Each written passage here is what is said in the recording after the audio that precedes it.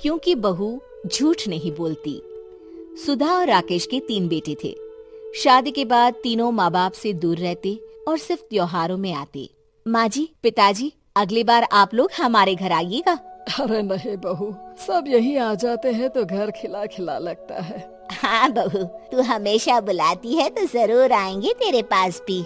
हाँ हाँ, दीदी का घर बड़ा जो है, सब कुछ आपने शादी के बाद दीदी को ही तो दे दिया था। हमें भी दिया होता तो हम भी बड़ा घर लेते। क्यों सुनील?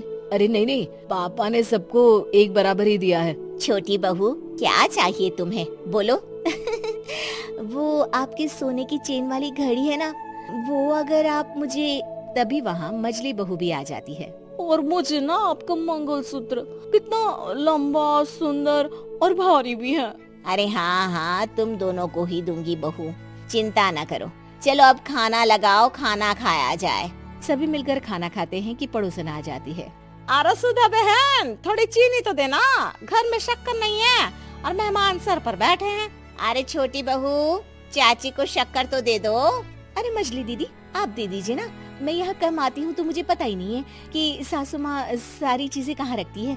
और तुम मैं कौन सा यहाँ रोज शक्कर फाँकने के लिए आती हूँ, मुझे भी नहीं है पता। तभी बड़ी बहू हाथ में चीनी की कटोरी लेकर आती है। चाची, शक्कर आप लोगों का बड़ा सहारा है माँ जी और पिताजी को, वरना हम लोग तो यहाँ रहते ही नहीं।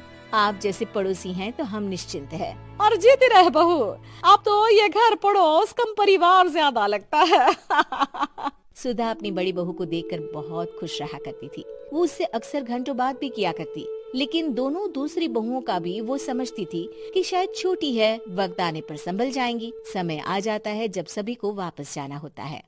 माँ जी, हम लोगों की फ्लाइट पहले है, हमें इजाजत दे। वो सास के गले लगकर चली जाती है। थोड़ी देर बाद छोटी बहू कहती है, माँ जी, मैं ना ये सोफे के कवर और चादरें ले जा रही हूँ, यहाँ तो ऐसी ही पड़ी रहेंगी। हाँ हाँ बहू, ले जा, और कुछ चाहिए तो बोल। और तो चाहिए बहुत कुछ, पर चलिए कोई बात नहीं, अगली बार ले जाऊंगी मैं। ऐसे ही मंजली बहू भी घर का बहुत सारा सामान ले जाती है। सभी के जाने के बाद सुधा राकेश से कहती है, घर कितना सूना लग रहा है ना। हाँ, और खाली भी।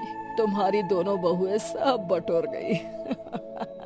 अरे ठीक है ना, हम दोनों ही तो हैं, कितना सामान लगेगा, फिर उन लोगों की नई गृहस्थी, इतना मत सोचा करे। समय बीतता है। ऐसे ही हर साल त्योहारों में सुधा और राकेश के बच्चों की बहू आते और जाते वक्त ढेर सारा सामान पैक कर कर ले जाती। लेकिन कुछ ही सालों में सुधा का देहांत हो जाता है। पिताजी, आप यहाँ अकेले क्या करेंगे? हम लोगों के साथ चलिए। अरे नहीं नहीं बहू, इस घर में सुधा की यादें हैं, मैं उसे नहीं छोड़ सकता हूँ। अब तुम लोगों की माँ नहीं रही। देख लो, वैसे तो मैंने उसके जीते जी सब कुछ दे दिया है, लेकिन कुछ उसका पर्सनल कीमती सामान था जो ये है, ले लो। सामान में होती है एक घड़ी और एक मंगलसूत्र।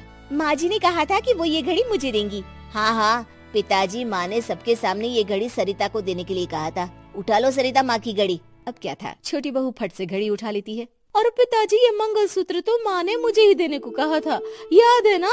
वो सभी की ओर इशारा करती है। तू भी ले ले ये हार बेटा, कोई बात नहीं। मंजली फटाक से हार उठा लेती है। ससुर बड़ी बहू की तरफ देखते हैं। तुझे क्या दूं बेटा? पिताजी, माँ ने एक चीज मेरे लिए भी रखी है। सभी के कान खड़े हो जाते हैं कि आखिर सास ने क्या रखा होगा बड़ी के लिए। अरे माँ जी तो दीदी से प्यार भी ज्यादा ही करती थी, हमेशा उनसे बात किया करती। जरूर कोई बड़ी और अपनी प्रिय चीज दी होगी दीदी को। और देख लेते हैं ना, वरना तो हम भी बराबर का बंटवारा करेंगे। हाँ हाँ, कर लेना बंटवारा। लेकिन बड़ी बहू, बताओ तो सुधा ने क्या रखा है तुम्हारे लिए? अभी तो हम लोग यही हैं पापा जी, जब जाने लगेंगे तो बता दूंगी। बड़ी बहू के मुंह से ये बात सुनकर बाकी दो बहुएं सोचने लगती हैं कि आखिर क्या है जो दीदी को सासू माँ देकर गई है। दीदी, ऐसा तो नहीं ना कि पूरे घर का आधा हिस्सा माँ बड़ी भाभी को देकर गई हो? तभी वहाँ ससुर आ जाते हैं। नहीं नहीं, ऐसा कुछ नहीं है। मकान तो तुम तीनों का बराबर से है। देखो, बड़ी बहू से तुम्हारी सास ज्यादा जुड़ी थी, न जाने क्यों घंटों बात किया करती थी। पता नहीं क्या देकर गई है उसे। और ससुर जी, आपको क्या पता, चालाकी से पूरे घर के पेपर में साइन करवा लिए हो, या फिर कोई छुपा गहना। आखिर मकान पूरा तो आपने सासू माँ के नाम ही कर रखा था ना। अब घर में ये सस्पेंस बन जाता है कि आखिर बड़ी बहू क्या लेकर जाएगी। फिर वो दिन भी आ जाता है जब बड़ी बहू के जाने का समय हो जाता है। बेटा, परसों तुम चली जाओगी, बताया नहीं, माँ ने तुम्हें क्या दिया? घड़ी और हार जो बेशकीमती था और तुम्हारी सास को सबसे ज्यादा प्रिय था, उसका तो बंटवारा भी हो चुका है। अब तुम्हारी बारी। हाँ पिताजी, आज मैं ये बात बताने ही वाली थी। माँ ने मुझे उससे भी बेशकीमती चीज दी है और वो है आप। आपसे अधिक प्रिय उन्हें कुछ नहीं था। माँ चाहती थी कि आप मेरे साथ रहें। चलिए पिताजी। बेटा, मेरे पास तो कोई पेंशन भी नहीं है और ना ही कोई प्रॉपर्टी। लेकिन आपके पास संस्कार है पिताजी, जो मेरे बच्चे आपसे लेंगे। तो आपको ले जाने पर स्वार्थ ही है मेरा। चलिए ना पापा। सभी के सामने पिताजी बड़ी बहू और बेटे के साथ उनके घर चले जाते हैं।